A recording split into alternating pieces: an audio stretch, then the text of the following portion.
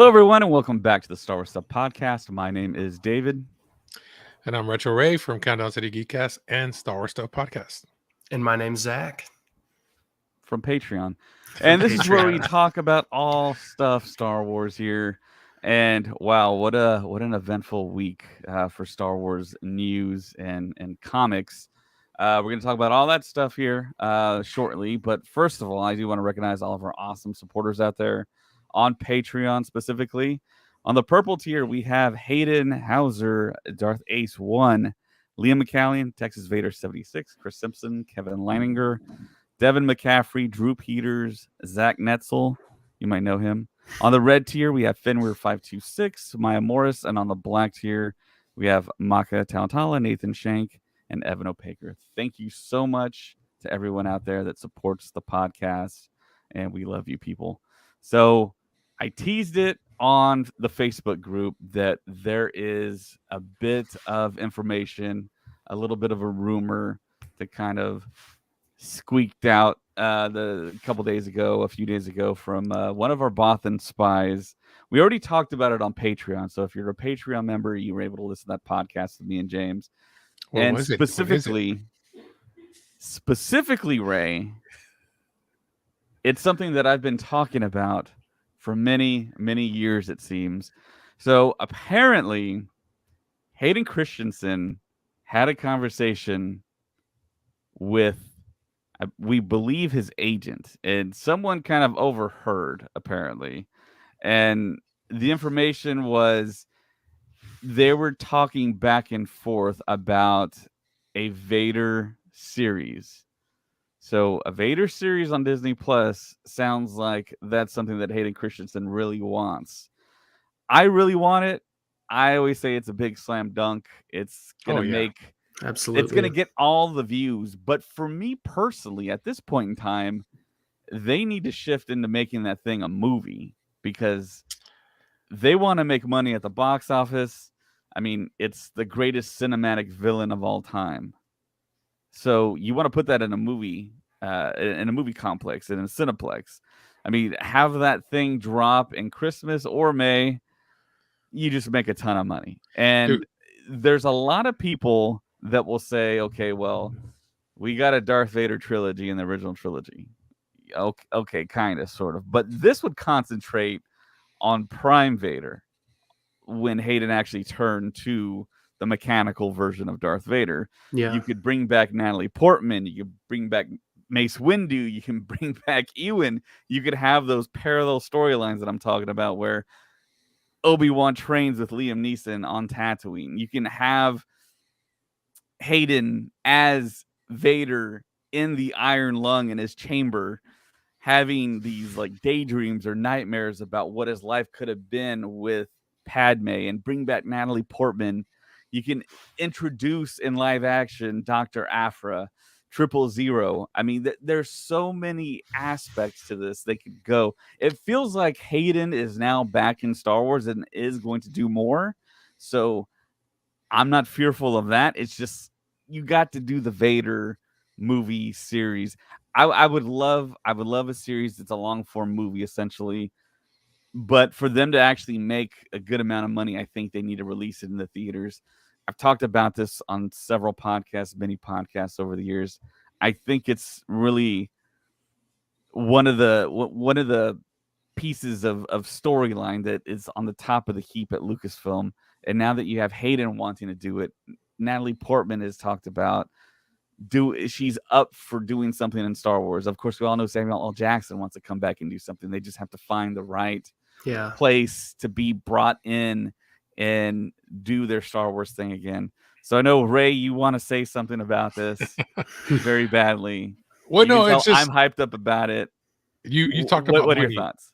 Well, you talked about money. So yes, I agree with you. So what they need to do, okay, remember when Netflix first went to streaming, you basically were able to watch certain episodes of seasons on the show, but then you actually had to get the disc for certain episodes. You would actually have to submit for Netflix to send you the disc. You could watch like 4 episodes that weren't on the streaming service for TV shows.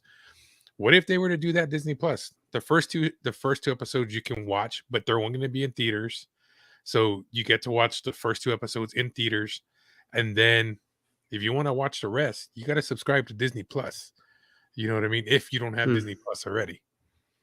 So that's just my opinion, because then you're going to get the folks. I mean, come on, who doesn't want to see the big screen, opener on the big screen? You know what I mean? Yeah. Because you think about it, we got the first Clone Wars, the first one was done in theaters. The first movie they did with that weird animation one, when we get the first introduction of Ahsoka. Yeah, that was in theaters. Mm-hmm. Yeah, people didn't like it because of the whole baby Jabba kid, or I forgot his name. But people Stinky. and they didn't like the Ahsoka at that time. They're like, "Who's this chick? We've never seen her. Yeah. She's never been in any of the episodes." So now look, we all love her. You know what I mean? Down the line. But yeah, I agree with you. We need to see it in the big screen. Give us a taste, and then either we could watch it on the streaming services. But yeah, man, they definitely need to bring it. I mean, when you brought up the whole flashbacks and all that, dude, why can't we have it like RoboCop, where he's in the chair or he's in his? It would be exactly like RoboCop. Yeah, and he's having his nightmares and stuff like that. Well, he's hooked up to the machine. That would be perfect. And we get, like what you said, flashbacks with Ewan McGregor, Samuel Jackson. I mean, there's so much. We can find out how much connection him and THRAWN had. I mean, dude, there's so much to go. Yeah, Vader visiting the grave, the tomb on Naboo, him in his chamber. There's so much like fan art and comic book stuff. I mean, you can just see it right there. I mean, the picture says 1,000 words right there. I mean, it would be another huge event in Star Wars. And like Kathleen Kennedy, she wants to eventize Star Wars again.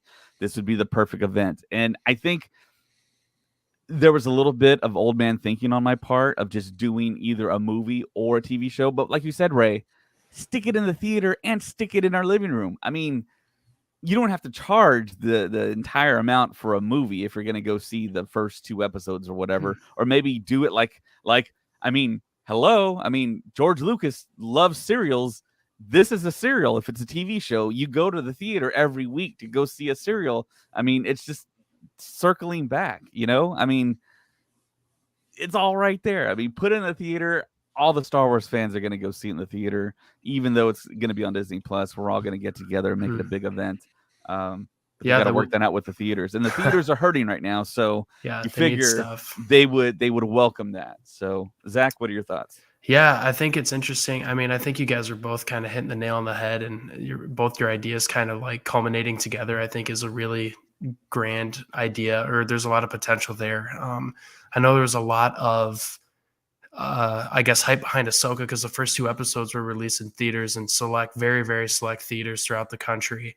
And I believe there were a few people on the podcast or interviewed on the podcast who were able to go see that and kind of share their experience. And it just sounds like a great opportunity just to go out and see. I mean, you guys were kind of talking about like the Darth Vader hallway scene at the end of Rogue One. Like, yeah, that was great in the theater, great experience. But like, it would be cool to see that. I mean, if it came on Disney Plus, it would be cool if we saw it on Disney Plus first, but watching it in your living room is not as cool as seeing it in the theater.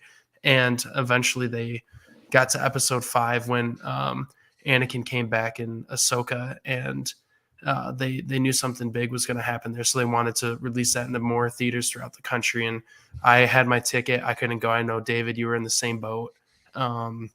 But they know when something big's going to happen, they want to put it in the theater. And I definitely think they got to keep that ball rolling and continue on with it. Yeah, definitely. I agree.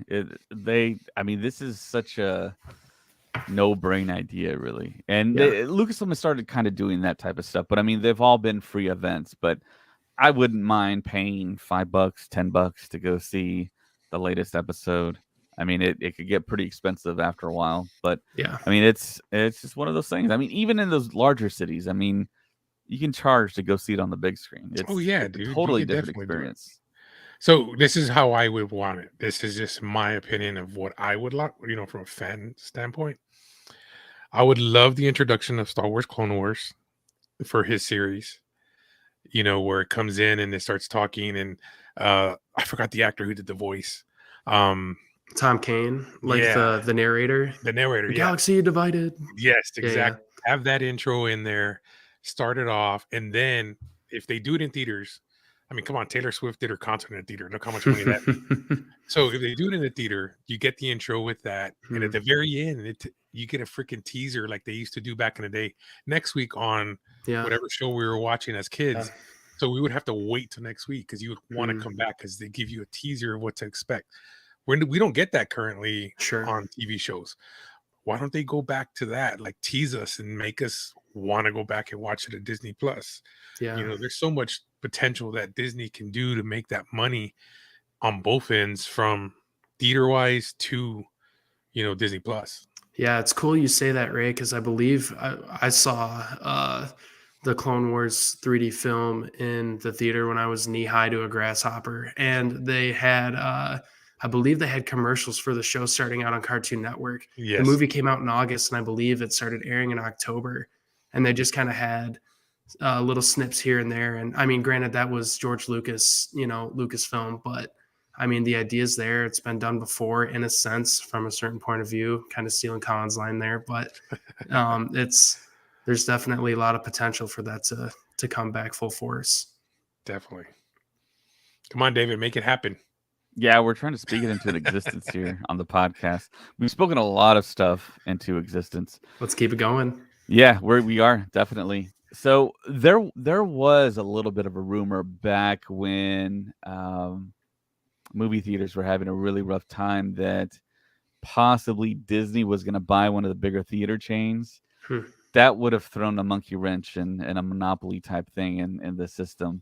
But I mean, then I think we would have gotten all these shows in those Disney movie theaters, but it doesn't exist. So, but that was just something that I kind of thought of, because I think, was it Cinemark that was having a lot of financial trouble? I think one of the bigger theater Dude, I think chains, it was everybody, AMC, Cinemark. Yeah. Well, I think one was like on the verge of just going belly up. But yeah, there's a lot of possibilities out there, and hopefully Disney, Lucasfilm does act on it. And I know all of us Star Wars fans will be there. It'll be like a party. Like, I know this is totally off topic here, but but this past weekend there was a certain concert film that was released, and if you looked at all social media, you could see everyone getting out of their chairs and going to the front of the theater and dancing. Can you imagine that with Star Wars fans? Us taking our lightsabers and just like, it would be so cool, you know. I mean, you'd make more friends. It would be a way, like it would have that celebration feel. We talk about that on the podcast all the time, that we wish we were at Celebration, because when you're in line, the person in front of you and in back of you in line, you can just turn to them and just start talking about Star Wars, and you just have a conversation and possibly a new friend for life, like I've done several times over. So, I mean, it's just rebuilding that community in person again, I think is going to be something that will be happening in the future. I'm staying positive on that, because what Kathleen Kennedy said too, she wants to re-eventize Star Wars. So that's a great way to do it. Yeah. She's just got to put it out there for us to go see it. For sure. Maka is in the chat. He says, "Hey David, I got my package last night. Thank you guys so much." Yeah, so Maka is a black level tier Patreon member. So when you're on that tier level, we send you stuff in the mail. So I'm glad that you got your package. I actually sent James something too from Maya Morris. She sent us some stuff from Japan. She visited Japan and she sent us some stuff over, and I found some very, very James centric stuff that she sent. So I sent him a couple things. So he said he got that too. So thank you so much, Maka, for being a tremendous supporter, and hope you liked all the stuff we sent you. So the next thing that I want to talk about, New York. Yeah. Real quick. So Maka, do us a favor. Take a picture of your box, that what you got, so other patrons can see what you get when you are part of our Patreon. So people can see what you get, what cool stuff you get. Yeah, send us a picture. Let's see what we sent you. So Maka's on the rolling list for the black tier, the $66 tier. So yeah, I sent him a few things. I I'm so glad that I was able to find. There was a certain thing that I sent him that was like outrageously priced for a long time, and it dropped in price. Actually, it dropped to like a regular price. So I was able to buy it. So hopefully, Maka sends us that picture, and we can show everyone what exactly he got. So yeah, look forward to that, guys. So yeah, the next thing I want to talk about. Sorry, David. Yeah, no problem. Yeah, interrupt me whenever you got something. So this past weekend, I got a message from one of our listeners and someone actually who I met in London at Star Wars Celebration Europe. His name's David. I believe McLaughlin. He asked me if me or any of us on the podcast were going to go to New York Comic-Con, and I asked him when that was going to be, and he replied with tomorrow. So I was like, yeah, definitely no one is going to go to New York, to New York Comic-Con. The Comic-Con scene now for us at the podcast, I mean, there's a Comic-Con like every weekend. Ray will text me, and he said, hey, are you ready for this weekend? And I'll ask him, okay, what are we talking about here? And it's like in Texas especially, San Antonio has a bunch of cons now. There's some in Corpus. And in the north, in Dallas, we went to Dallas Fan Expo, as everyone that's listened to the podcast heard of our little adventure there, interviewing little Leia. But yeah, there's a lot of stuff going on. New York is one of the bigger ones. After San Diego, it's New York. My bucket list. Yeah, definitely. Maybe next year, maybe we go as a podcast. If we get more Patreon subscribers, maybe we if we get more Zach Netzels there, and we can bring you news from Comic-Con in New York.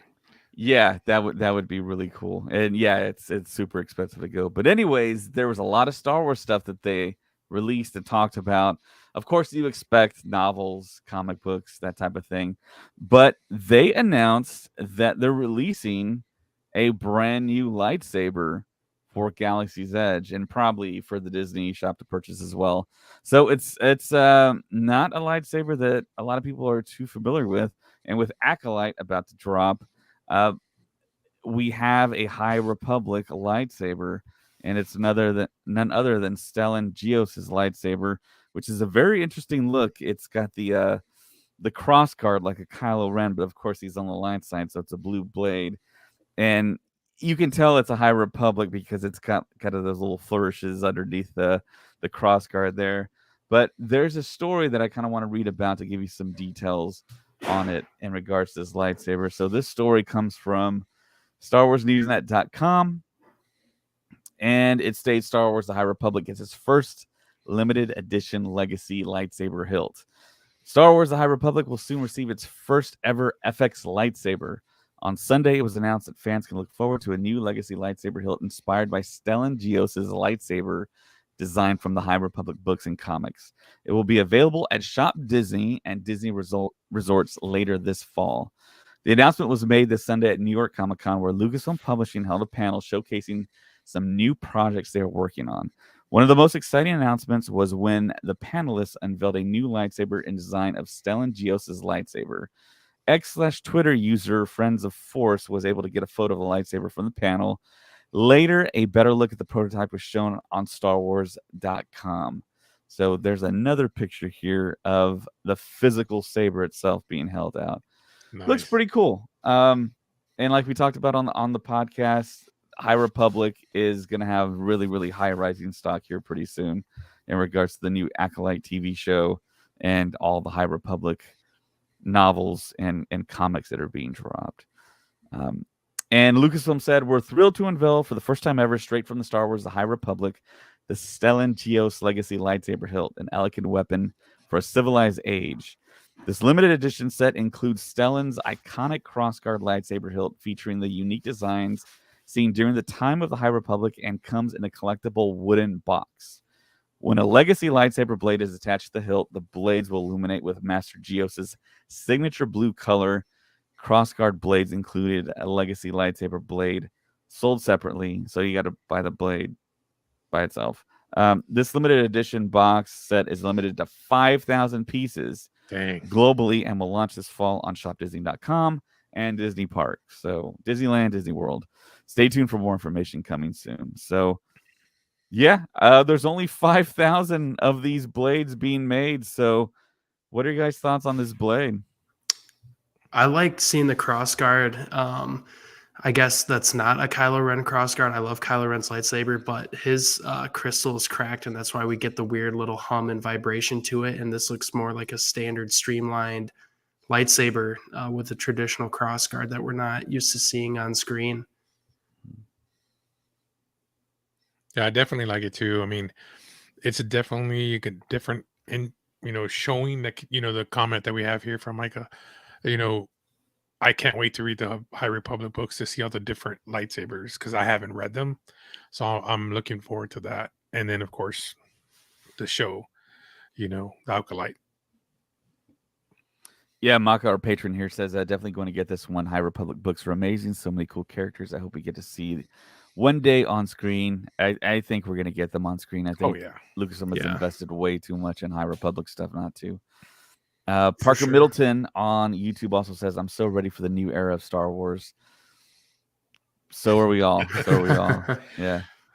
Well, so David, since you mentioned that's limited number to 5,000, what did you get that was a 1 in 25? So yeah, there's a whole story with that, and it ties to another story we want to talk about in regards to physical media, but I'll tell that story now. So I'm a 42-year-old guy that's been collecting basketball, baseball, football cards. Essentially, I think there's like a 2-decade period where I didn't buy any, but I started buying them again. Sports cards, like trading cards, like they invented back in like the 20s or 30s or whatever. And you can get there's Babe Ruth autographed cards. I know there's a story of a guy in New Jersey who had an attic full of like old vintage cards that he got signed when he was a kid. And now, of course, it's worth like millions of dollars. But like I said, I've been buying these packs of cards like at gas stations and Walmart and Target and wherever they sell cards, always hoping to get like the really rare stuff. I remember when I was a kid, I would buy baseball, and I wanted this Frank Thomas card so badly because it was $50. It was worth $50 in the Beckett. So I was like, man, I'm gonna pull that. I'm gonna keep on buying, going back to the grocery store.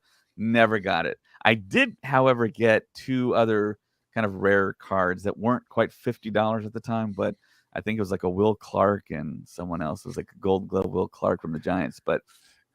Anyway, so I've been buying cards all my life. I never get these awesome, super rare cards. So I went to Best Buy. I was talking to Ray while I was when I parked in the parking lot, I think, or maybe after.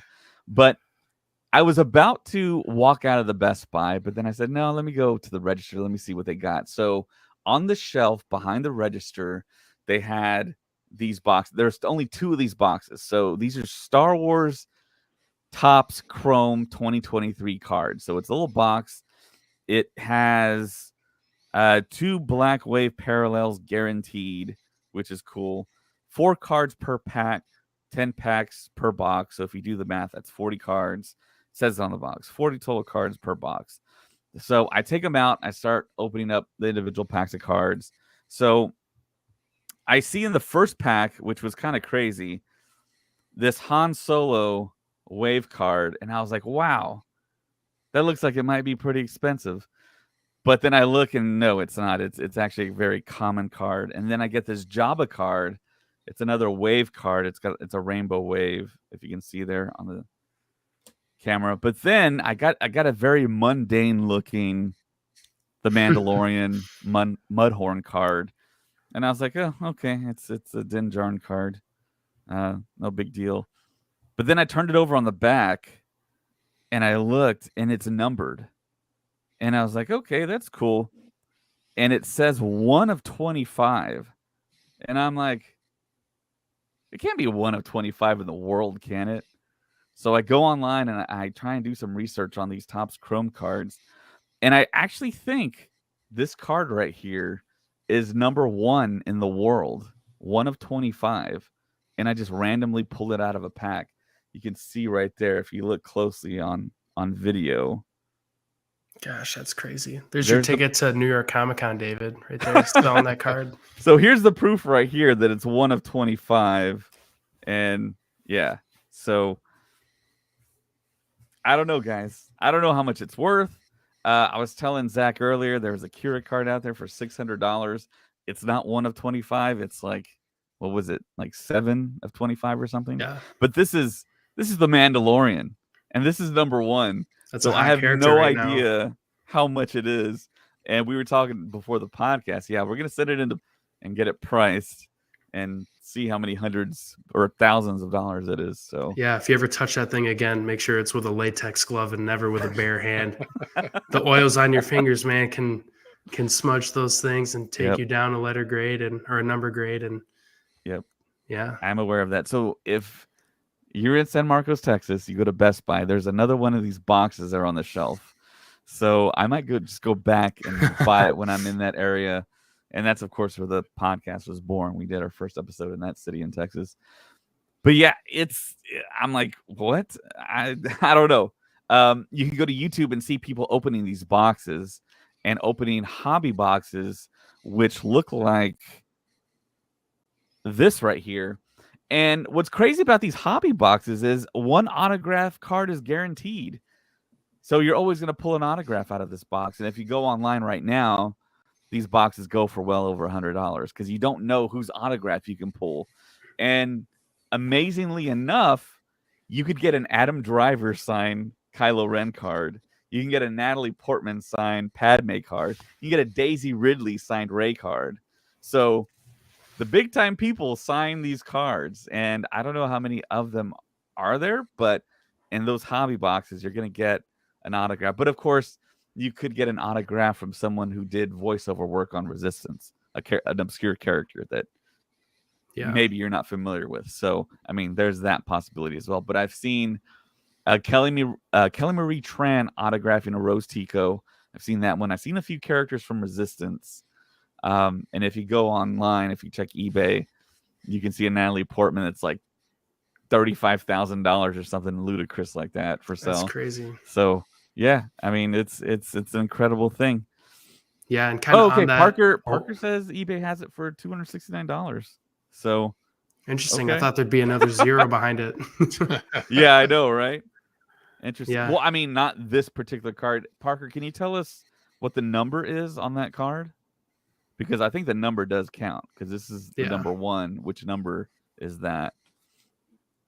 So, yeah, that was my little adventure that I had on Saturday. Saturday was pretty eventful because I was driving around everywhere. But that's cool. Going back to, did you guys have any comments about well, the I cards? guess I wanted to say, I know David and I talked about this earlier, how some like football cards, I don't know if basketball cards do this too, but like jersey cards, those are a thing that you could pull like a piece of a jersey worn in a game. They snip it up, and just imagine if, I don't know, Mark Hamill had an extra set of robes from Return of the Jedi out there somewhere, and they wanted to snip it up and make an authentic, I guess, Luke Skywalker card with an actual piece of his robe worn in a movie. I don't know what's still at the vault in Lucasfilm, but I think if they started doing that today, they could, or if they took a chunk of plastic from a droid, I don't know. There's all kinds of stuff you could put into a card if you really thought about it, but that'd be cool to pull. Yeah, it would be a little rough destroying these items that are used on screen. Yes, it depends on what it is.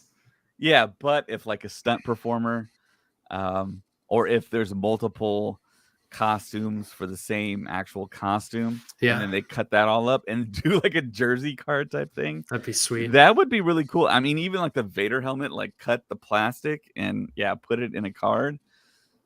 Oh man, that would be so cool.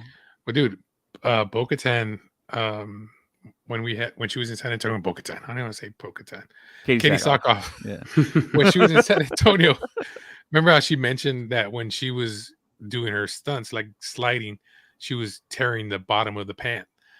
If that pant's already destroyed, why not just cut it? Yeah, cut it up. Have someone on set just collect all the little bits that fall off the actors and keep it right there. It's like, okay, you're 1 in 50. There you go. Yeah.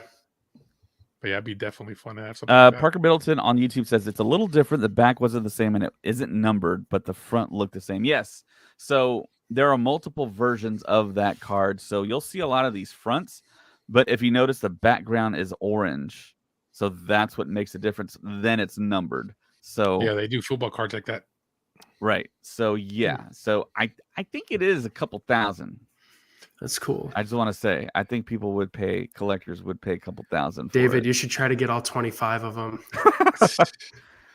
Yeah, be I mean, this was like a lottery ticket almost, because like I said, I've gone to YouTube and you can see people unbox these cards and they never pull. They have like 7 boxes. They never pull a single numbered card out of all those boxes. And I just bought one box and it was there. And it was in San Marcos, which is very obscure, but yeah. It's tough to end on a high note with stuff like that because you just want to go back and get the next one and crack a pack and see what's in it. Yeah. And But hey, I was due, man. I've been buying cards my whole life. So we're gonna have to go to Collector Con. So if you guys don't know what Collector Con is, that's a sports collector convention where sports cards, they have all kinds of cards, everything like that. They actually do PSA on site. You can take your card up, boom, right then and there, and they'll do PSA on it right away. wow, they And you slap get it it up. back right away. Yeah, you get it back right away. Because you're going to have to send it off. You're going to be without it for a little bit, David. And it's the scary part about that. Because you're like, can it get lost in the mail? Can they miss it up? Can they change it? Like, when I sent mine off, it wasn't a card, but we had sent this off. Still in the plastic it came in. I haven't taken it out. I was scared because this was signed by Tim Duncan. And I was afraid that they were going to damage it and it was going to come back graded less than a 9.8. But I don't know, man. It's so hard to like give it up. It's like a baby. You don't want to let go of it. Yeah. You're afraid, You don't know the babysitter your baby's going to. And yeah. So For I've sure. had that experience too. Not with like collecting, but going to Galaxy's Edge. I went there for, I believe it was May 4th, and I bought a lot of stuff. I bought this set of lightsabers right here in that box. It's the Leia and yeah. Rey Legacy lightsaber. So they're in that box. They're numbered as well. And the first day we went, I think people lined up and they bought them all out. The second day we went, we saw a stack of them. I said, "Hey, are those for sale?" And the person behind the counter was like, "Yes, they are." So me and my buddy Carl, we bought one a piece, and then we had to lug them all the way back to our hotel. But the thing is, I had to ship that from Florida to Texas, and it was the first time I ever did that. And the procedure is so relaxed, and it because you just take it, because there's certain spots at Disney World that you can take your stuff and say, "Hey, I want to mail this to my house." So they take all your stuff, they take your receipt, I think they scan it, and then they just get a regular cardboard box and they kind of maybe put like packing materials in there and put it in, and then they just kind of shove it off to the side. And the first time that someone did that, I'm like, it's like thousands of dollars. They just like, very, very like, just like shoved to the side, and it's like out for anyone just to reach in there and take. Yeah. And I'm just like looking at it like, dude, are you gonna like put that in a safer spot? That's crazy. I had something like that happen when I first went to Disney when I was 9. This was before Lucasfilm was bought out by Disney, and I bought Ahsoka Tano's Lego Starfighter, and it came with a Vulture droid. And I'm like, oh my gosh, this is the cat's meow right here. And I bought a little Lego Luke Skywalker watch at it's Disney Springs, but before Disney Springs, it had a different name. I can't remember what it was called. And my mom was like, "We got to ship that back because we flew down here." I'm like, no, I want to have this with me on the plane. I want to play with my Lego set on the plane. And obviously I really didn't put that all together, but I was a little scared to give it away to someone to ship it back to my house. And sure enough, we got back from vacation and it was there, but I was definitely obsessing over that little Lego set that was like $30 at the time. The second time I did it, I visited Colin. I went to Disney World, and I did the same thing. I shipped it over, but I had all the confidence in the world my stuff was going to make it. So it showed up like a week later, and it was all good. So yeah, awesome. They're pretty good at doing that stuff. And I went to the area, the First Order area in Galaxy's Edge, next to Kylo Ren's ship that he was supposed to have in The Rise of Skywalker for the Colin Trevorrow version. I think if you've been to Galaxy's Edge, you know what I'm talking about, where they sell nothing but First Order stuff. And that register, they're able to ship everything. And they did a good job. So it all worked out. Sweet. So the reason why I was at Best Buy is because of this next story. So we all know that The Mandalorian is going to be available for seasons 1 and 2 on physical media, and I think we all pretty much bought our copies, and now it's just kind of a Waiting wait game. until when is it? December? November? Yeah, it's I December. don't know. Both of them come out the same day, I believe. So yeah, there's a steelbook right there. And so there is a story out there on Engadget.com that highlights the fact that Best Buy, starting next year, is going to stop selling physical media. And Best Buy is actually responsible for about 45% of the physical media purchased in our country. So if they stop selling, it's people or corporations like Walmart and Target are going to be, and Amazon, of course, going to be responsible for physical media. And it's interesting that Disney now has made available The Mandalorian and other MCU TV shows on physical media because, of course, they're trying to make money. And if physical media is going away, we're not going to have access to these shows. And the dilemma is, I know everyone's saying, okay, well, just stream the thing. I think there's two parts to that, because if you want the highest quality, if you want the best sound, the best picture, you're going to want physical media, depending on your setup, of course. Some people have very, very high-end setups, and you get the most out of your Blu-ray or your 4K disc. The other thing is the streaming wars are still happening. The streaming war has. So when you look at it, once everything kind of all the chips fall where they're going to, there might be a situation where some of these streamers like Disney Plus remove content, which they just did with the Willow show. And I know Warwick Davis isn't too happy about that. And there might be a time where you can't watch The Mandalorian season 2, season 3, whatever, at a couple of punches on your remote and just watch it and enjoy it. So you kind of need your physical media to, if you want to really see something. And I know with the other streaming services like Max and Netflix, and especially with Sony doesn't have their own streaming service. They're kind of the mercenary of the bunch. They license out their stuff, which might actually end up being the smartest thing in the end. So there's a case where, I mean, you might not be able to watch certain things, but you'll have the physical copy. And I think that's a great option. What do you guys think? What do you think, Ray? I agree with you. I mean, okay, let's go back because we're old. Zach, you may not remember any of this stuff that we're going to talk about right now. All right. So back with the Betamax. So of course, vinyl. When CD came, oh my gosh, you went further. Yeah, I went further back. I need to look at it and go back to 8-track because that's another thing in itself. Ooh, yeah. So anyway, they're I saying have my 45 player. Yeah, there you go. If you think about it, CD, they said, oh, CD's killing vinyl, blah blah blah. Yes, okay. People went to CDs, and everybody went on CD. And vinyl kind of faded away.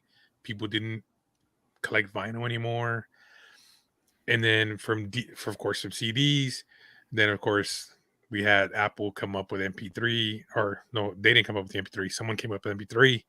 Then we had, kind of equivalent to streaming where you can download your music and you don't have to buy CDs. And they were saying, okay, the CDs are going to die.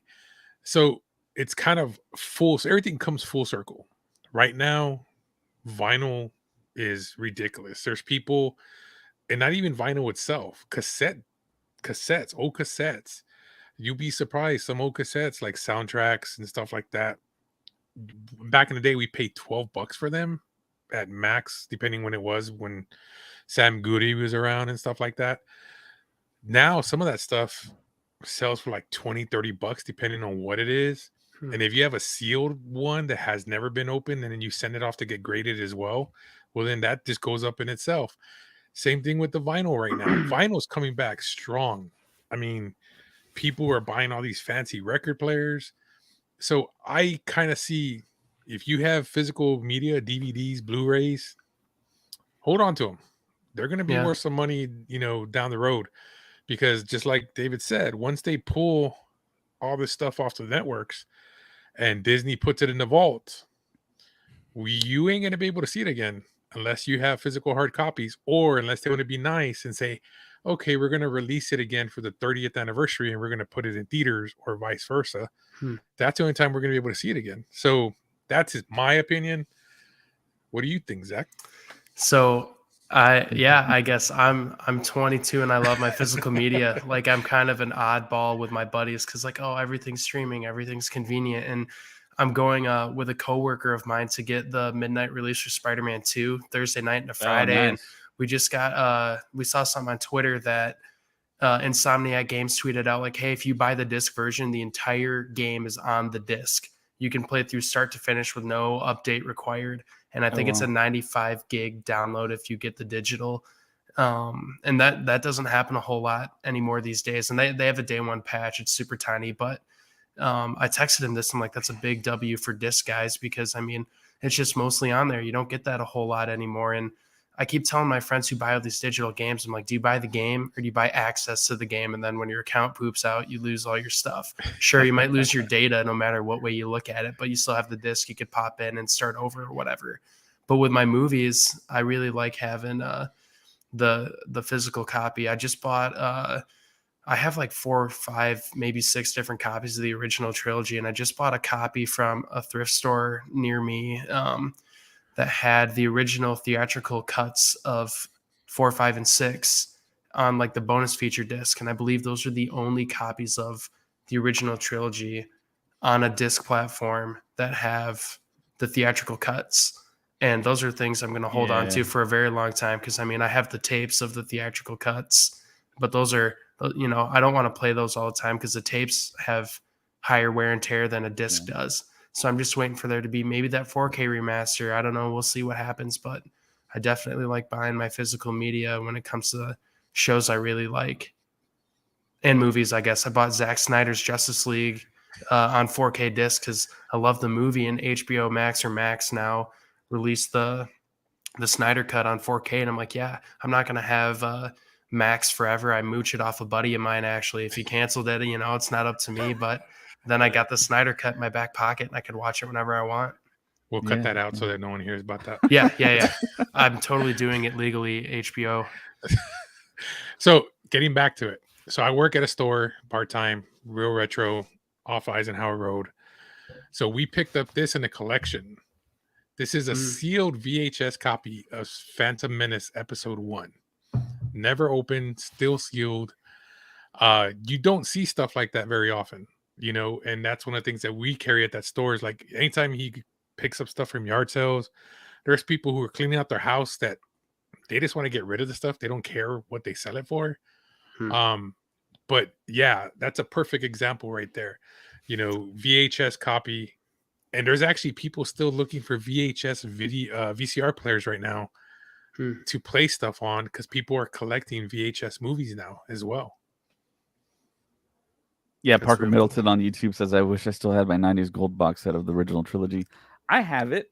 I have it upstairs. I could go grab it. It's somewhere in one of these shelves. I got the silver and the gold box. I think they made 2 of them. Oh, man. You got both? Yeah. I'm an overachiever, David.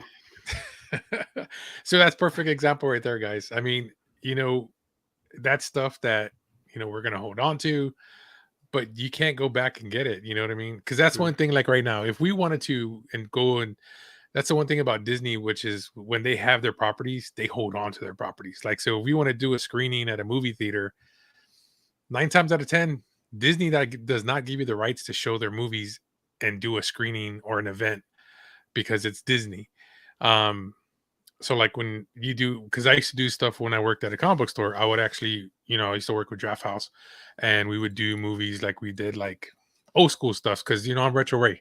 So I do like 89 Batman, The Burbs, Pee Wee Herman, Star Wars I could never get, Power Rangers, Turbo Rangers. I would get all those movies to just for, it was a movie night that we would put for the comic book store and fans can go watch it on a big screen because a lot of people did not get to see some of these movies on a big screen. So that's what I would do. But now with Disney owning Fox and stuff like that, so now they have their hands on a lot more media that you can no longer do that with. So like Power Rangers, they own the rights to Power Rangers too now. The first movie, and I think the second one too. But yeah, so you can get the rights to show that stuff. But see, a lot of people don't know about that. But yeah, man, we're in a different world right now. It's kind of crazy. I want to say when they did re-release the special editions of Star Wars in 1997, that might have been the catalyst for me to get really hyped back up about Star Wars, because I'd never seen it on the big screen up until 1997. And when I saw it on the big screen, it was in Dallas, Texas. I was just blown away. I was like, wow, this is like a totally different movie compared to the TV that I saw so many years ago. And then watching it on ABC or NBC, wherever it would show up. And it was like an event. I know James will talk about this as well, that when they announced on network TV that Star Wars was going to play, it's like, yeah, you made an appointment to go watch that, because it was incredible to see Star Wars. But there's commercial breaks, but they would show the movie and there'd be commercial breaks. And for me, I would wonder, where's the next commercial break going to hit, because I knew the film so well. Then I'd kind of predict it and it would happen. You either get it right or wrong, but it would lead up to the news, and that would be like time to go to sleep, because it'd be like 10 o'clock or whatever. But 1997, that might have been the time that got me hyped back up again for the prequels, because I knew that was going to come out. And the trailer that they had advertising the special editions, they had a TV sitting in the middle of the screen at the theater for the trailer, and then you see the X-Wing coming right at you on the little TV, and then it just expanded. I thought that was awesome marketing. One of the great trailers and marketing runs that I think we've seen. It just blew me away. But for sure, dude. So the other things that they announced at New York Comic-Con are brand new Funko Pops. And I'm not the biggest fan of Funko Pops. I have a ton of them just by natural. I don't love them, but I have so many. Well, I mean, they come in like different boxes, and then some people out there think I really love them, and then they know I love Star Wars, so they put the two together and they say, here. And I'm like, okay, I'll take it. And it's like, okay, I have a huge collection now. Like I said, I'm not the biggest fan, but I do like them, but I'm not the hugest fan. But they did release some screenshots, and here's a set of Ahsoka Funko Pops, and you see THRAWN, Morgan Elsbeth, THRAWN's Night Trooper. There's another variant of THRAWN's Night Trooper with the gray there on the mouthpiece side. Shin Hati, of course, Baylan Skoll. His lightsaber looks red, though. It doesn't look orange. But what do you guys think of these Funko Pops? I think they look great. I'm geeked that they're making another Grand Admiral THRAWN, because I know the one that was in existence before this, I believe it was a con exclusive or some subscription box exclusive that didn't get a lot of traction, and it's very valuable. So for people who just want to have a THRAWN Funko, like it's just cool to have that there. But I'm also excited for Baylan Skoll and Shin Hati. Baylan, I think especially that one will probably get a lot of traction once that hits the shelves, because of how much the character was loved. Yeah, I think that's going to be the most sought after, possibly. Ray, what do you think about these Funkos? I used to hate them at the beginning. My wife loves these things. But I used to like, oh my God, this is just another thing, collecting thing. But then they started making certain figures like, Bo-Katan. They did the Michael Jordan San Antonio All-Star one. And I'm like, okay, I'm only going to buy this one. And then I get that one. And then they do the Tim Duncan one as well. I'm like, okay, I got to get that one. But yeah, so I mean, they get you, man. They just released the Clerks set that's coming out as well from the most recent Clerks movie. And I'm like, God dang it, man. They keep on just giving out more stuff. Yeah, dude. I'm like, whoever came up with this idea was genius. Yeah. I mean, yeah, this one right here, that okay, right there, Bo-Katan on the throne. Come on. Who's not gonna want that piece? Yeah. I'm surprised they don't have like a variant where her legs are like up on the arm. Make a chase. Yeah, yeah. that's a perfect chase opportunity there. And there's a Grogu, an armor, Pelimato with Grogu, Paz Vizsla, the Mandalorian with the dark saber, and then the Mandalorian judge with the orange helmet there. Yep. So Dude. yeah, now we got. There's been other armor Funkos, hasn't there? Yeah, there have okay. been. Yeah, Mhm. yeah. I just hadn't seen Emily Swallow sign any, but yeah. These are kind of what I kind of expect. And I'm gonna say this, and I'm not lying. I don't think, unless I dreamt it up. But I want to say back in the '90s, when I was, and me and Ray talk about this stuff all the time, $1 billion ideas. So back in the '90s, when there was no Star Wars, live action Star Wars, I thought to myself, what if I was thinking about things that like different like toy ideas, and I asked myself because I was aware of bobbleheads, and Funkos have a head that bobbles, which Some I of don't them know. do. Yeah, some of them do. So I told myself, what if we bring the bobblehead back? What if we do that? And I was a kid. I mean, it was the '90s, so I mean, think in the '90s, what I was like 11 to 19 years old. So I was thinking, yeah, let's redo the bobblehead, but better, and that could be a thing. And then I thought to myself, nah, that's not gonna work. Bobblehead is old, it's dead, it's a dying thing. No one's gonna collect these bobblehead statues of stuff they love. And look where we're at now. Yeah. I just paid like $85-$90 for a Miguel Cabrera bobblehead for his last home game as a Detroit Tiger, because I don't know, there's only one Miguel Cabrera, and I know he's not Star Wars related. Not Star Wars related, Zach. We're gonna put you on mute for a while. That's your punishment. No, I I'm think just he kidding. froze real quick. Oh, I did put him on mute. No, he froze. Oh, there you go. Cool. That's karma, I guess. Well, no, there's also too. Did y'all see? I don't know if you guys watch this. I just know too much ridiculous stuff. So San Francisco Giants had a Boba Fett exclusive that they did specifically for the home game. Did y'all know about that one? No, that's pretty cool. Yeah. Like teams will do that. They'll have special jerseys that they'll auction off later. I know the Missions in San Antonio had a special Din Djarin like first like Mark I armor, and then he had like, or maybe it was like the full Beskar suit, and then he had the satchel with Grogu in it.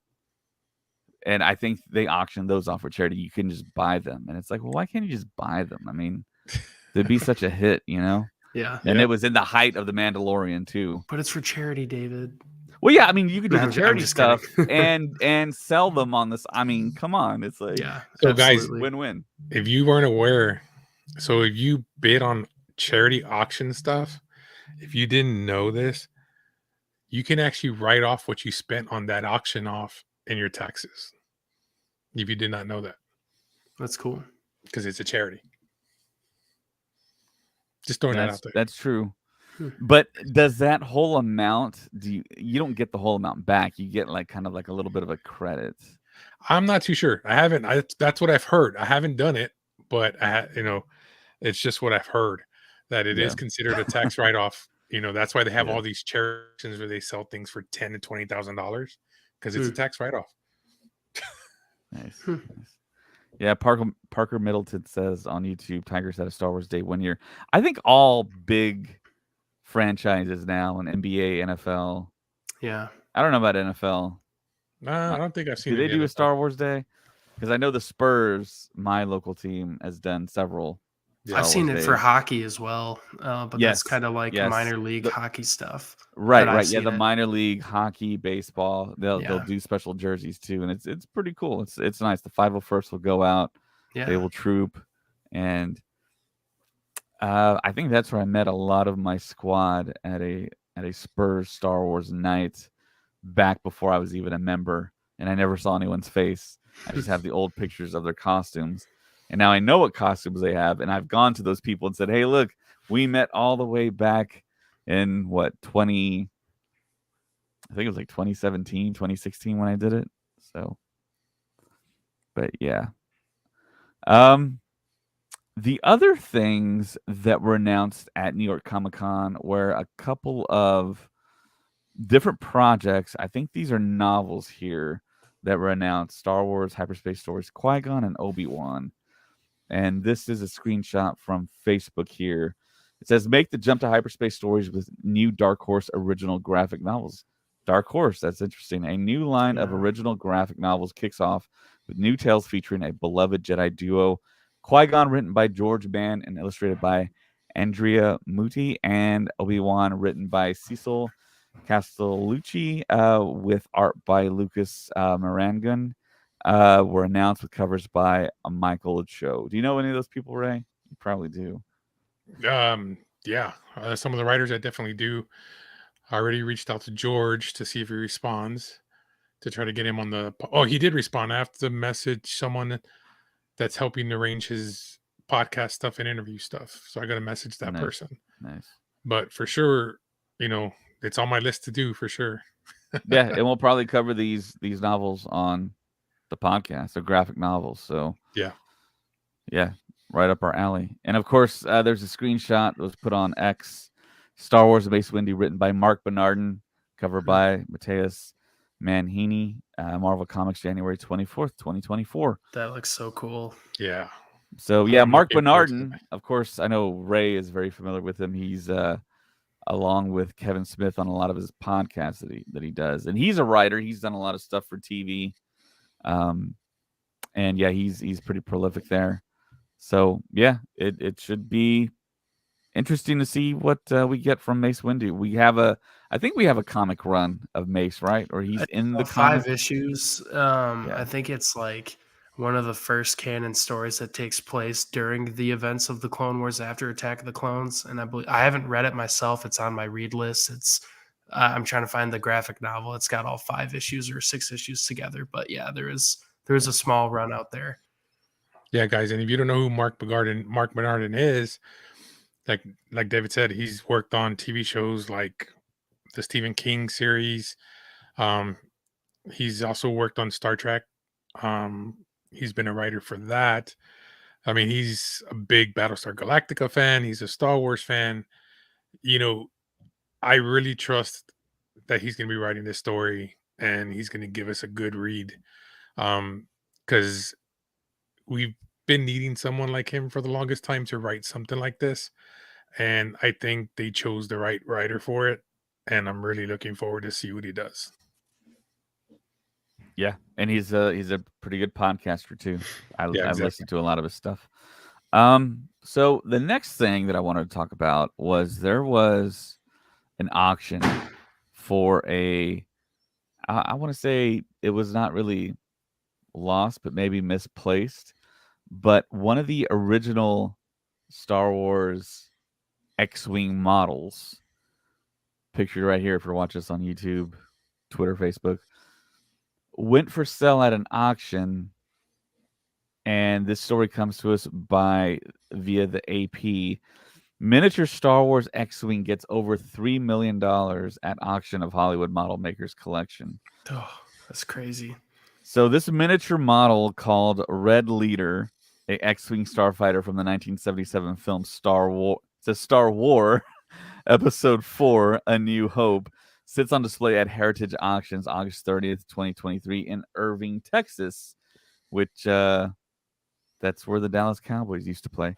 The miniature X-Wing starfighter used in a Star Wars film sold for over $3 million on Sunday, October 15th, during a weekend auction of items both collected and created by longtime Hollywood model maker Greg Jean. And yeah, this was a model that was sold. I guess it wasn't really long lost. It was actually in Irving, Texas, which is kind of crazy that this thing was in Texas. But yeah, when you watch all the old footage of how they made Star Wars, they use models just like this. And this is Luke Skywalker's X-Wing. I mean, you would think, yeah, this would go for a pretty high price, $3 million. I don't know if I would fork out $3 million, but yeah, what do you guys think about all these things that are slowly getting auctioned off? I know there was a Stormtrooper, like an original TK also, that was auctioned off. That was an actual suit of armor. So Well, what do you guys think about this stuff ending up in collectors' hands? I like the idea that it's possible. It gives me hope as someone who might want to have something on my own mantle someday. Like, oh yeah, there's a lightsaber prop that could end up there. But that turret, that Death Star turret that's sitting right next to the X-wing in that picture on the Yeah. left there, Oh you yeah, you yeah. wonder how much that's going for. You know what I mean? Even if it's an original like miniature Yeah. prop used for a movie, like that could still probably go for like $50,000. I don't That's what know. I was I about mean, to say. 50K. Yeah. yeah. So, but no, I think it's really cool to see that people could buy it. I mean, sure, you might have to pay the highest price, and that might be $3 million, but it's cool to see that it's possible. Yeah. Yep, that's true. Ray, what do you think about? Do you like collecting stuff? Just a little bit. I mean, you don't see it in the back because this is my guest bedroom. So in my office, or which used to be my office, which now is my wife's office, I have more stuff up there. So like I have another painting like that of Optimus Prime where it says change, and it's autographed by the artist and autographed by the voice of Optimus Prime. That's cool. And then I've got like a crow piece that's kind of similar to that as well. That's autographed by the creator of the crow. My stuff's more art and Funko Pops. I do have statues, which you can see.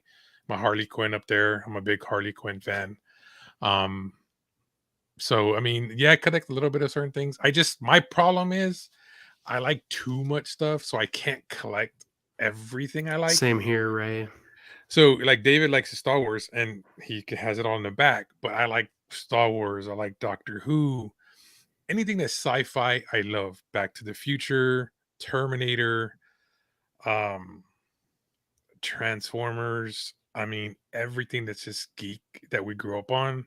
Like I've got a couple of pieces. A buddy of mine that's I work with, he's a Hot Wheel collector, and he just started working with us. And he's like, do you collect Hot Wheels? I'm like, no, not really. I go, but I do occasionally get a few. And I was like, I got like 3 of them right now that I picked up from San Diego. And he's like, oh, which ones are they? And I'm like, oh, I have the Back to the Future in the Plutonium box. And I have the Knight Rider that's in the box that talks. And then I have the A-Team van that came out in San Diego. So he pulled it up on his phone and he starts looking how much they were. He's like, dude, how much did you pay for these things? And I'm like, why? He's like, the Back to the Future is $500. And mind you, mine's autographed by the principal, the mother, Biff. Strickland. Yeah. And then this weekend at Wonderland, they're going to have Michael J. Fox's girlfriend from the first movie. She's going to be there doing a signing. Yeah. So I'm going to have to make my way there to get her to sign it as well. There you go. And the only one I have left that needs to sign it is Michael J. Fox. But then he looked at my A-Team one too. And he's like, dude, this is $350. And I'm like, oh yeah, but mine, those are autographed too. And he's like, by who? And I'm like, I got the guy who played Face. I got the guy who played Murdoch. I go bucket list, Mr. T.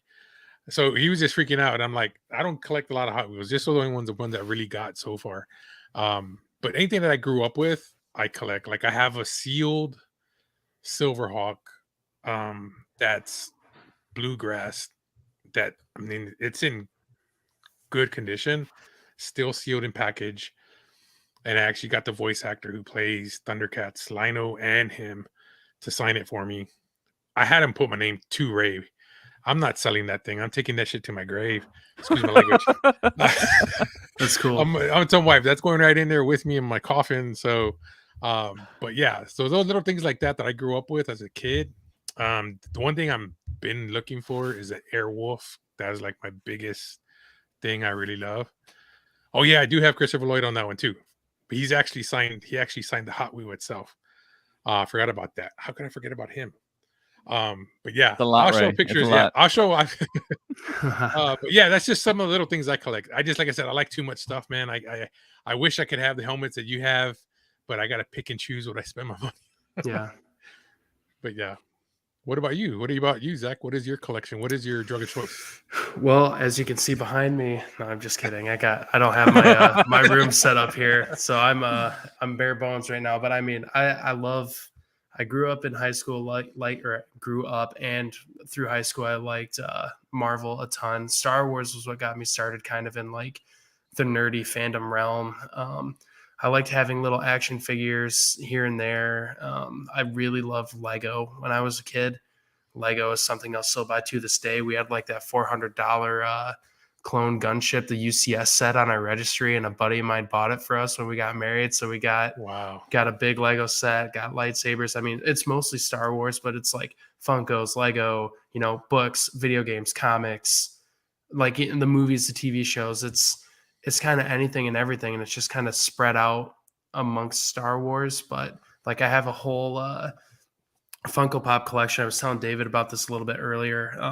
I'm going for like a timeline of Anakin Skywalker, who's my favorite Star Wars character. Like I have 9-year-old slave Anakin all the way to the Force Ghost Anakin, and then I'm trying to fill everything in between that's relevant. Like I'm not going to buy every Darth Vader Funko, but if it's one where he's fighting Luke on Bespin, like yeah, I'll buy that one and add it to my little timeline. And I'm hoping to get something to go around like the perimeter of the ceiling that just kind of has it in order. And that's probably like something I'm working at the most to show off as a collection, I guess you could say, but it's kind of anything and everything. I just got a 332nd clone Hasbro helmet. That thing is so cool. I don't know. There's all these different things. It's kind of what catches my eye. I guess my ADHD kind of takes over when I see something that I like. I'm like, ooh, that's really cool. Ooh, that's really cool. And then I have to answer to my wife after I make a purchase. But that's no, it's she definitely loves how passionate I am about Star Wars, but it's a lot of stuff. I got to get it up at some point and move locations here. But yeah.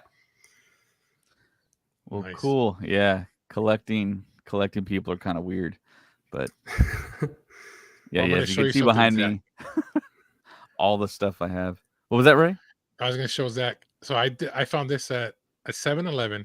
I don't know if you have this one to your collection yet. Oh, the Darth Vader. I do have that The one. Darth Vader. This was at a 7-Eleven by my work. I was like, are you serious? They have Funko Pops at 7-Eleven? I'm like, what the? There you go. No, Yeah, that's they're cool. everywhere. But I do have that one, and I also have the one where like he's getting zapped by Palpatine and his hands cut off before the helmet gets taken off. Like so, I have that one too, and then eventually it leads to the Force Ghost. But yeah. So Parker Middleton here on YouTube says, I want all original movie posters for all 9 movies. Man, That'd be me too. cool. I think Colin has a He's got the original similar trilogy, I yeah, think. he's got the original trilogy, yeah. Yeah. I've got the Clone Wars movie poster. I don't think that counts, but I got the original Clone Wars poster from 2008, and then the Phantom Menace re-release in 2011. I got that 24 by 40 inch poster. Hey, so you're gonna like this one, Zach. Oh boy. So this Oh, is Star Wars Fan Days. that's so cool. This is when the first movie was coming out. Yeah. That's And incredible. They had it in Dallas, Plano.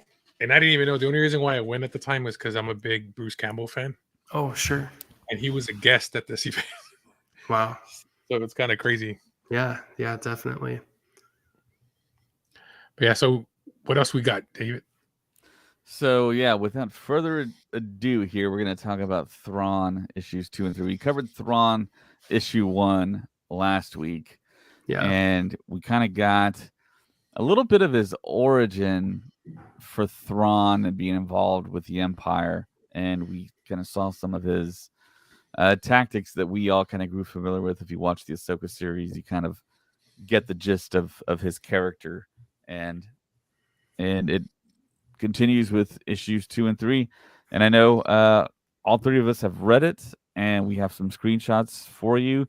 We don't want to spoil everything that happens in the comics because, of course, we want everyone to go out and make the purchase either through an app like Comixology or through the local comic book shop. Support those guys because, like we talked about earlier, we enjoy physical media, and comics is physical media.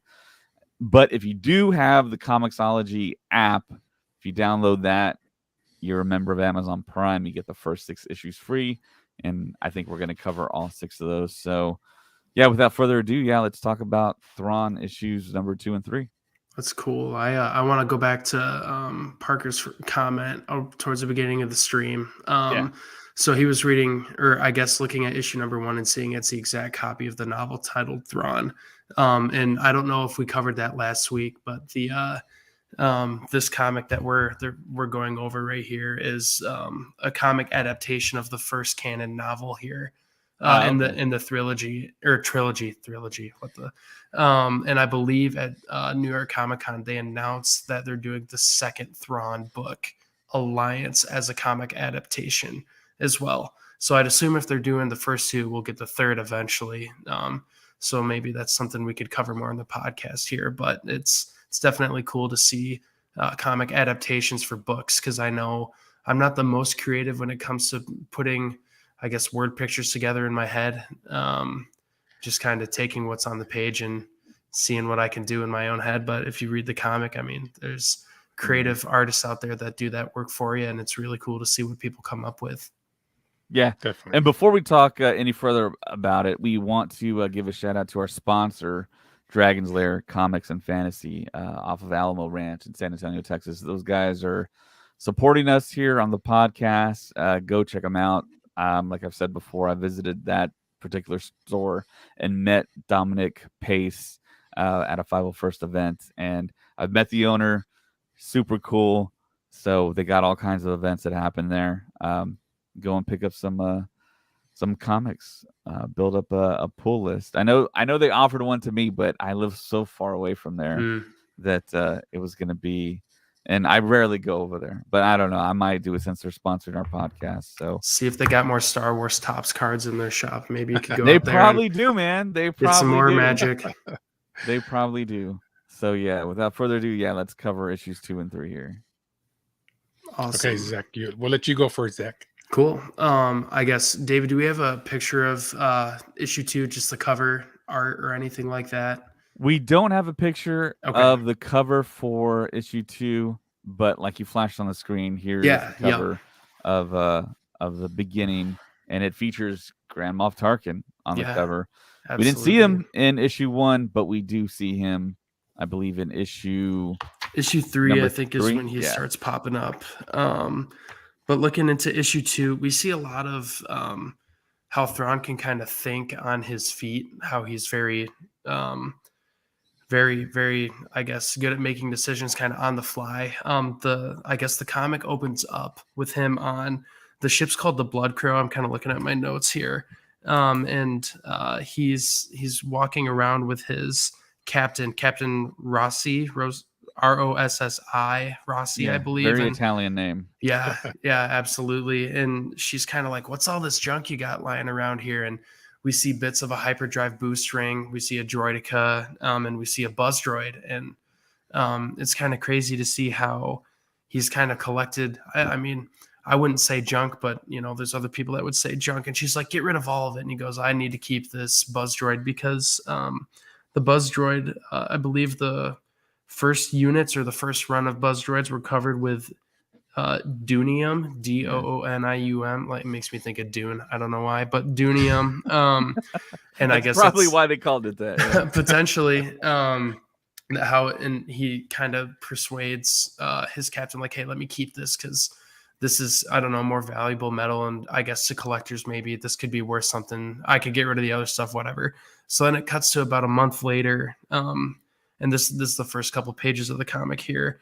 He is with his crew, and they're going to retrieve some Tabana gas.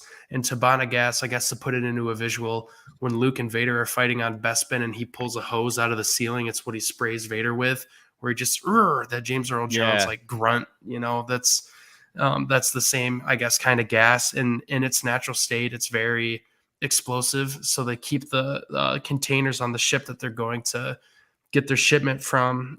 What did they call it? So how did their lightsabers not ignited on Bespin? I know, I thought about that. Yeah, that's a good point. We might have created a plot hole here, David, unintentionally. Maybe we could edit that out. No, we got to edit that out.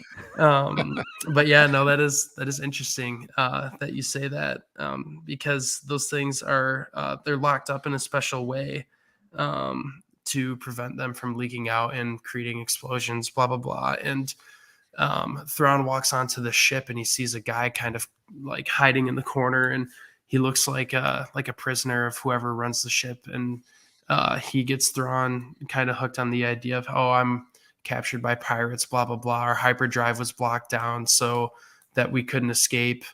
you know, blah, blah, blah, blah, blah. And Thrawn goes over this grandiose plan of how he can get these canisters open with his buzz droid that he brings with him. And once he confirms that his crew's got the hyperdrive running, and that these cans can be opened with his buzz droid, this guy who we think is a prisoner is the actual pirate. And it's really crazy to see how Thrawn gets himself out of that. I guess kind of leave that up in the open for the potential readers that we have as listeners right now. It's really cool to see how he gets out of this entanglement with these pirates, because the ship that he came on and boarded the ship with left him to go put out a fire somewhere else in the galaxy, and he was kind of stranded. And it's just cool to see how he thinks on his feet, especially in the second issue here, after we see him slowly climbing his ranks. Well, I guess not slowly. He's very fast paced climbing the ladder. Yeah, he's a commander, right? I believe he's a lieutenant. Wait, let me see. If you look at his plate there, the badge, he gets a couple more squares. I think he's a commander now. Okay, you might be right on that. But yeah, it's just cool to see him advancing. And his translator, Eli Vanko, he's kind of staying in the same spot as Thrawn is climbing this ladder here, and they touch on that a little bit. But yeah, Ray, what do you think about this issue here, number 2? Number 2, I mean, I kind of like it as well. You kind of get introduced to some new characters, you know, or new aliens, basically, that, you know, I didn't see before. I did like that about it. I don't think that's issue 2 or 3. That might be 4. Yeah. 4. But it's cool nonetheless. Yeah. You get it's introduced a preview for next episode. Yes. It still introduces you to these characters that, you know, we don't see. But like he was talking about the buzz droid, I mean, to me, so we all know from Star Wars Rebels, he likes to collect things. I think he's a hoarder in a way. He's like us? Yeah. He likes collecting, no, I guess things to have, you know, like he was saying. He has the hyper thing that he's working on to tell him to get rid of. He doesn't get rid of the hyper droid as well. So he has that right there. You see him, and especially with what he was saying on the issue where you see him kind of MacGyver his way out of what he does or gets captured. I like the premise. I mean, it's kind of like you still see the pirate situation. One thing that's always been part of Star Wars is pirates. Hondo, you know, all these different characters. So you see it in the comic as well. And you get to learn more about Thrawn, which I like, because like I said, I didn't read any of the novels. So to me, I really like what we see on it and where it's going towards. You get to see how Thrawn, he not just people that he surrounds himself with, he analyzes the people who he takes in. You know what I mean? Yeah, he's constantly playing the 4D chess. Yes, pretty much. He's constantly playing like you said, 4D chess. I'm trying to find the other picture I thought was up here. Because I think this one was in. That's where it's not here. Dang it. Anyway, we get to see somebody from the comics that are from Star Wars Rebels, you know, get introduced. And then we'll talk more about that in issue 3. But yeah, I mean, you get so much little things little Easter eggs that if you're a big fan of Star Wars Rebels, you get to see these little Easter eggs coming into the comic. What about you, David? What did you think about it? For me, it was more of what we kind of thought that Thrawn was going to approach situations, and you got to see how he's just kind of, people like to say like 1 step ahead, 2 steps ahead, but I think it's more of like just his overall just DNA of his character and the way he just is, and the fact that he is just not really manipulating things, but kind of seeing the long game more than what's just in front of him. And he knows that he's dealing with Imperials that are very short-sighted and are just looking to backstab and very manipulative, and he's playing all of them for what characters they are. And of course, I mean, we know THRAWN is very intelligent as well as being a physical, very athletic character as well in his prime here, and we get to see a little bit of that as well. But yeah, we did get introduced to some newer characters. I know particularly in issue number 4, we get to see the arc of a particular character that gets put in front of Grand Moff Tarkin. We see him on the front of the cover, and she kind of offers him an opportunity to get some information, and he basically asks what's in it for her. And I like the fact that they interweave in prequel stuff in the destroyer and the hyperloop and the buzz droid, and then of course the data card that we famously saw at the beginning of A New Hope, and then of course the mention of Lothal, from which is a big planet in Rebels. So all of our kind of favorite aspects and points in Star Wars are kind of covered here. And of course we see kind of like the political aspects of how the Empire works, and I think it's kind of what everyone kind of expected, how people are kind of betraying each other, and there's corruption and there's interests, and people are jockeying for position to be in specific roles and ranks, and being governors and leaders, and it's very cerebral, and it makes you think. It makes you think about life situations too, and your life experience. I know, Zach, you're not quite as old as me and Ray, but I think maybe Ray and I, when we read this, we were like, okay, yeah, we've kind of experienced. We know that person. We've worked with that person, but yeah, it's cool that, and Grand Moff Tarkin bringing him in, and I think slowly we're gonna get more. Hopefully, I haven't read past this, but like more stuff tied to original trilogy, prequel stuff, and cool aliens like Ray just previewed for us. So it's interesting, and to see THRAWN in that disguise where he covered his eyes with the glasses, because I guess straight that's out of the tanning giveaway. booth. Yeah, that's what I thought of. Actually, I got the photo for you. There right there. He has the green glasses on. Yeah. At first, I was like, "Is that THRAWN?" I was like, "It's kind of weird to see him with glasses on." Kind of looks like Neo a little bit. Yeah. It also, I'm wondering if this is that Dex's Diner. Yes, Probably. Oh, it's the same droid, the same server droid. Yep. So yeah, so that's one thing I liked about it. The whole espionage, the whole backstabbing. Yeah, that was one of the things that really that intrigued me about the thing. And a lot of the Easter eggs, there's one scene in the comic where they're gonna do an ambush without giving too much away.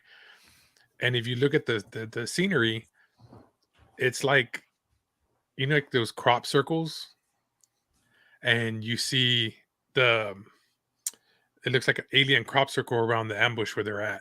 So I kind of like that, and they kind of incorporated that. I'm a big X-Files fan too, and alien stuff. So I like that little thing there as well.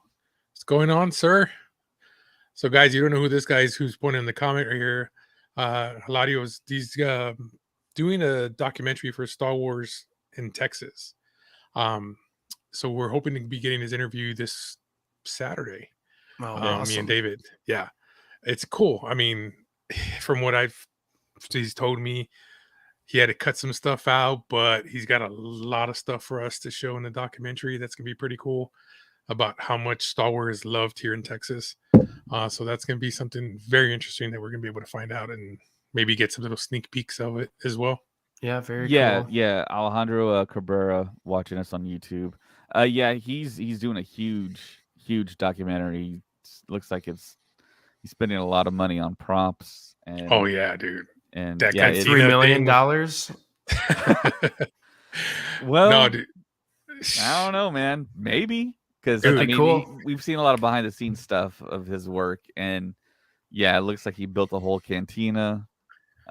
Very cool. And it looks very, very accurate. So yeah, we're gonna talk to him this weekend. But yeah, back to THRAWN. That guy. Yeah, so Thrawn, basically, like I said, it's just the espionage part I liked about it because it kind of reminds you of what we saw in Mandalorian, um, and then what we saw in Ahsoka, how the Senate and the Empire, are working together at that kind of the same premise where you have to vote and all this other stuff. Yeah, yeah. I really like that part of it behind it. Um, and as it gets further in, we get to see a lot more how Thrawn advanced and what he did to advance, which was pretty cool. And it introduces some other stuff. But yeah, guys, if you haven't read this, you definitely want to read it. From what I'm going to show you this. This is from issue. I'm just leaving this because this picture I'm going to leave you. This is Oh, that's so cool. this picture right here alone tells you a lot. And I'm looking forward to the other issues. But it's a good book, man. I like I said, I'm pretty sure the novel has more details. It probably goes a lot more into detail, but the comic is pretty cool. Yeah, absolutely. David, do we got a couple minutes to talk about issue 3 here a little bit before? Yeah, for sure. Cool. Yeah, I guess I didn't want to cut you off, Ray, if you got more to say about Oh no, I'm Thrawn. good, man. Okay. Perfect. I guess kind of starting off with issue 3 a little bit. It's less focused on Thrawn at the first half of this issue, which is kind of what we'll be talking about on the podcast here. And it starts off with Governor Price, who is currently not the governor, and she's working. I believe her family owns a mine on Lothal. And going back to that comment that Parker had about the Dunium, I believe that had something to do with her mine on Lothal. And Ryder Azadi, one of his guys, comes up to Price while she's working, and he already owns 30% of their mine and goes, I need another 21% so that he would be majority holder of 51%. And she pretty much says, no, I can't do that. It's my family's legacy. And he's like, you sure? I can kind of guarantee you guys security against the competitors and this market and blah, blah, blah, blah, blah. And he kind of goes away and swears revenge on her. And that kind of shows a little bit of the rivalry, the spark to the rivalry we get with Ryder and Governor Price and Rebels, kind of more in seasons 3 and 4. That kind of goes back and forth a little bit, and seeing how that started with Ryder Azadi wanting to get her farmland, and she had nothing to do with the Empire at that point. So she kind of comes home from work one day to talk to her dad, and her dad's like, your mom's been arrested for embezzlement. And she goes, well, how can we get out of that? There's really no good way to get out of that. And she ends up making a deal, giving her mine over to the Empire in exchange for like a desk job over in Coruscant. And one thing kind of leads to another, and that's kind of how she ends up crossing paths with Thrawn. I know Admiral Yularen. I don't know if he's Admiral. He might be Colonel Yularen at this point. He's popped up a lot in the Clone Wars, a little bit in Rebels, and a little bit in Andor. He kind of helps bridge the gap with him and Thrawn, or with Price and Thrawn, which is kind of cool to see. And it's cool to, I guess the comic is titled Thrawn, but it's cool to see how characters revolving around him kind of get a little bit of an origin as well, just kind of taking a step back for a second. And it picks up more with Thrawn, like we saw with him having the tanning goggles on, coming to talk to her at allegedly Dexter's Diner. But it is cool to see other characters get the limelight for a little bit, and to add a little bit of story to people we might not have a lot of story for. Definitely, for sure. Yeah, that's what I like about it. Yeah, absolutely. David, got any thoughts on this issue? Yeah, like I said earlier, it's cool that they kind of introduced Tarkin here. I got a picture of him. Yeah, and yes. Yeah, and then that whole bartering and that kind of figuring out, okay, well, is it worth doing the thing that she's asking for him to do, and the kind of trading of information. You kind of see how things are run with the Empire. And but yeah, you got to definitely read the comic book, because we don't want to spoil a whole lot here, but you do get a lot of stuff that you do know, a lot of connective tissue from Star Wars. Yeah. And I like where it's going. And yeah, Thrawn is ascending pretty quickly here. I know the comic book does jump in time a little bit, but it does do a pretty good job of jumping back in time as well. And you can tell when that happens, and then it'll fast forward like a year or two in the future, and then you kind of pick up the story. And I know with these two issues, I think issue 2 or issue 3, we got kind of the backstory of that female character, and then Governor Price. and then we kind of caught back up to real time and got that meeting with Grand Moff Tarkin, and we met another Moff Gotti, I believe that's how you pronounce it. And there's several Moffs out there, so yeah, I like it. I'm going to continue reading it, and we're going to continue covering it, I think, at least until the 6th issue. So yeah. So guys, is there any comics that you guys have read that you kind of want us to go over graphic novel wise? I'm getting graphic novel for High Republic number 1 and 2. So eventually we're going to be going over those. Of course, in January, of course, for sure, we're going to be doing the Mace Windu. But like I said, guys, if you have any suggestions, just let us know. Yeah, I know Zach's big suggestion is Son of Dathomir. I know he's absolutely. Cover I know Colin's into that one as well, and that would be a really cool comic to cover. I know there's one of Anakin and Obi-Wan in between Phantom Menace and Attack of the Clones, and there's a Kanan comic. I believe it's 12 issues long. You could do 2 at a time, 3 at a time, something like that, kind of covering Order 66 all the way up to him getting involved with the Phoenix Squadron, that's another cool one that's out there. But yeah, we'd love to take suggestions from what any of you listeners have. We could put a poll up or something like that on social media. Yeah, Parker, the Vader series. I guess which one specifically? There's 3 or 4 of them, and they're all really, really good. But yeah, I like the one that takes place after Revenge of the Sith, like right away. Vader, like issue 1, it's Vader on the reconstruction table on Coruscant, and he instantly slams Palpatine against the wall and starts choking him out. And it's kind of crazy to see like the camera pans away from him going, no, the big, cringy no. A lot of us don't like. I love it, but I know some don't. And it's crazy to see kind of what happens from his perspective after that scene and just how he goes from there. But yeah, I think he's referencing the one with Rey on the cover. Oh, Sabe and Vader teaming up. That looks like Rey, right? It does. That's crazy. Rey, our friend Rey, not Rey Skywalker from not Retro Episode Rey, 9. not Rey or Skywalker. Retro Rey. Yes, the other Rey. Yeah, Rey. Yeah, that's too funny. Parker says 2019 Target Vader. Yeah, nice. That is good as well. All right, we'll add it to the list for sure. I think that is the show, and thank you so much for listening to us on audio, watching us on Facebook, YouTube, Twitter. You can also find us at several places on our social media sites. Of course, YouTube. Like the video, comment, tell us, like Zach mentioned, what you want us to cover in the future. We're all going to cover the main comic book runs that are out there, but if there's anything in particular, let us know. Of course, we're also on Instagram at Star Wars Stuff Podcast. We're on X at Stuff Pod.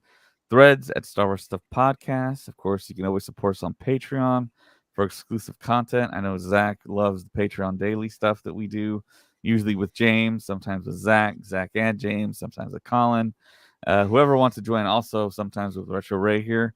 Also, we have a TikTok. Ray, the other Ray is loading up a bunch of TikTok stuff on our official account there. So just search up Star Wars Stuff Podcast. Also on YouTube, Colin is uploading some shorts there. You can see all that stuff on YouTube, of course. You can email the podcast directly at starwarsstuffpodcast@gmail.com. I think Zach did that, right? That's how I first reached out to you. It was probably over a year ago now. I sent you an email and you're like, hey, can you hop on? So yeah, we do read the stuff. Sometimes we don't respond to it directly on the podcast, but we'll respond to it and do a reply back usually. And unless it gets lost. And guys, since we have a public email address, we have so many things that pop up in the mailbox. It's ridiculous, but You we're also never on know. Facebook. Yeah. We're also on Facebook, Star Wars Stuff Group, Star Wars Stuff Podcast. I always go in the group. I post stuff. Shout out to Tim Seitz, who's always posting stuff, a lot of memes, a lot of funny stuff. Also, we're also on Twitch. I know Colin is looking to get that running back up again. So look out for that, Colin and Josh. Also, write a review and give us 5 stars on Apple Podcasts. It helps out the podcast a lot. Listen to us there. We've ascended pretty far up the charts on Apple Podcasts, so thank you so much to everyone out there that's helped us. Also, we have a website where we post a few articles now and then, starstuffpodcast.com. And that is it, everyone. Anything else anyone has to add here? Also, you can find me on TikTok or RetroWay210. I post everything from, so like you'll be able to see me going into the comic book store on Wednesday. I'll do a little quick video showing what's on the shelf for the week. I just started the first one last week. Also be posting anything that's pretty much geek related that is also Star Wars related. You'll see a bunch of stuff, events that we go to. There's a lot of cool stuff I've posted so far. I just created it about 3 weeks ago. So there's more stuff that's going to go up. Just go out there, like and subscribe. I'm going to be putting more content on there. So hope to see you out there. You're on mute, David, I think you're on mute. Sorry about that. I said, all right, guys, until Thursday, I think Colin's going to record a podcast in his studio. You might see a few people in there that you might know. For Zach, Retro Ray, my name's David. May the Force be with you. Always. That's